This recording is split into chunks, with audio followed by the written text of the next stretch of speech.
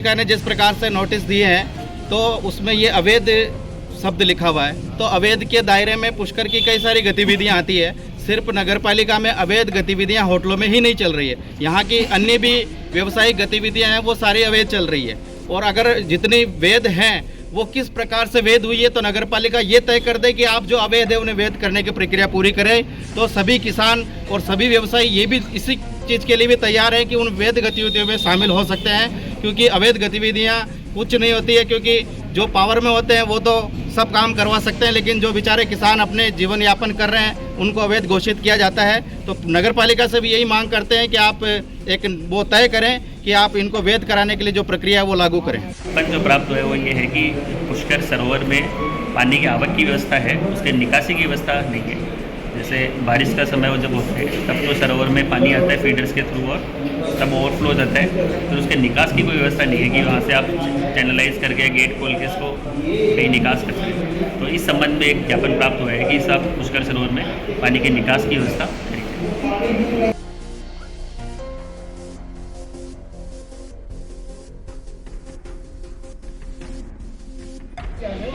हम क्या है कि हमारे व्यावसायिक क्या है कि हमारे सभी नाला के किसान लोग हैं, हमारे को बार बार परेशान किया जाता है। अरुण पाराशर है जो बार बार प्रशासन में शिकायत करता है कि वहाँ से नाला के लोग हैं फीडर में गंदगी कर रहे हैं, सरोवर में गंदा पानी आता है, जबकि हमारे नाला के कोई भी मकान की या किसी भी कहीं भी पूरे फीडर में आप जांच कर लें, प्रशासन स्वयं जांच कर ले, अगर कहीं भी वहाँ से गंदगी आती हो तो हम इनके दोषी हैं। लेकिन क्या है कि बार बार ये प्रशासन में कभी कलेक्टर के कभी एसडीओ के ये अरुण पाराशर जो शिकायतें कर रहा वो गलत है। इसके बारे में पूरे ग्रामवासियों में आक्रोश है।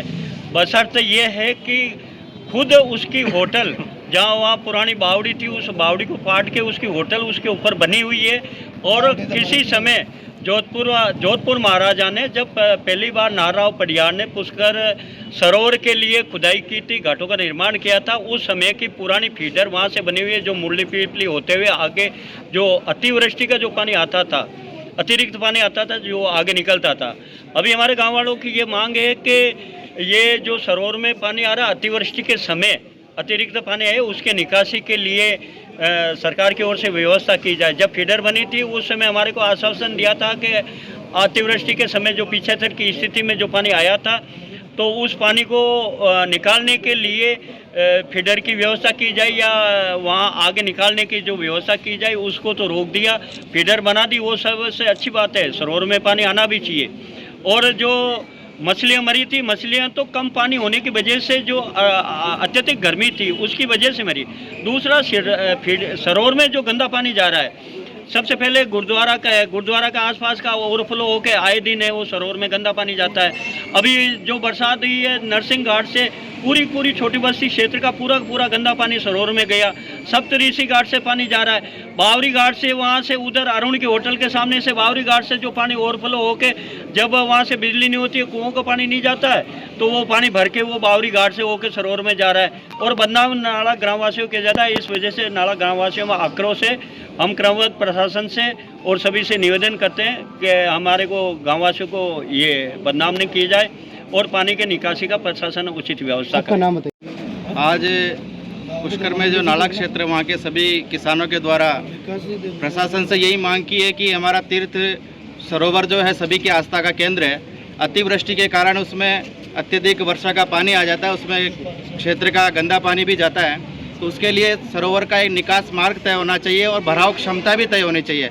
आज नाला क्षेत्र ही प्रभावित होता है, लेकिन आने वाले समय में अगर ज़्यादा अतिवृष्टि होगी, क्योंकि हमारा जो पुष्कर क्षेत्र जिस तरह से बसा हुआ है एक कटोरे की आकृति में बसा हुआ है, चारों तरफ पहाड़ों से घिरा हुआ है, तो ज़रूरी नहीं कि वो नाला क्षेत्र ही अतिवृष्टि में डूबे। कभी अगर ज़्यादा बारिश होगी तो पुष्कर पूरा भी उस दायरे में आ सकता है। इसलिए प्रशासन से यही मांग करते हैं कि हमारी तीर्थराज सरोवर जो है उसके लिए निकास द्वार बनाया जाए और एक भराव क्षमता तय की जाए ताकि किसी को भी कोई परेशानी नहीं हो।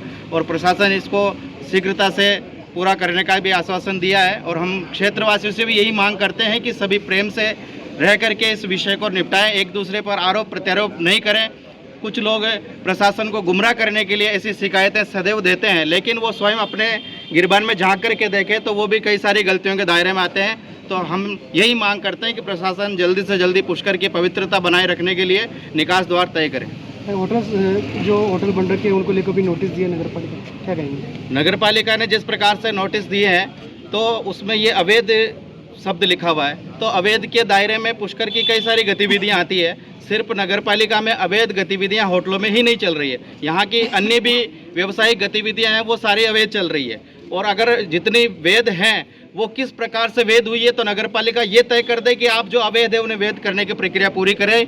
तो सभी किसान और सभी व्यवसायी ये भी इसी चीज़ के लिए भी तैयार हैं कि उन वैध गतिविधियों में शामिल हो सकते हैं, क्योंकि अवैध गतिविधियां कुछ नहीं होती है, क्योंकि जो पावर में होते हैं वो तो सब काम करवा सकते हैं, लेकिन जो बेचारे किसान अपने जीवन यापन कर रहे हैं उनको अवैध घोषित किया जाता है। तो नगर पालिका से भी यही मांग करते हैं कि आप एक वो तय करें कि आप इनको वैध कराने के लिए जो प्रक्रिया है वो लागू करें। पर जो प्राप्त हुआ है वो ये है कि पुष्कर सरोवर में पानी की आवक की व्यवस्था है, उसके निकासी की व्यवस्था नहीं है। जैसे बारिश का समय वो जब होता है तब तो सरोवर में पानी आता है फीडर्स के थ्रू और तब ओवरफ्लो हो जाता है, फिर उसके निकास की कोई व्यवस्था नहीं है कि वहाँ से आप चैनलाइज करके गेट खोल के इसको कहीं निकास कर सकें। तो इस संबंध में एक ज्ञापन प्राप्त हुआ है कि सब पुष्कर सरोवर में पानी के निकास की व्यवस्था करें।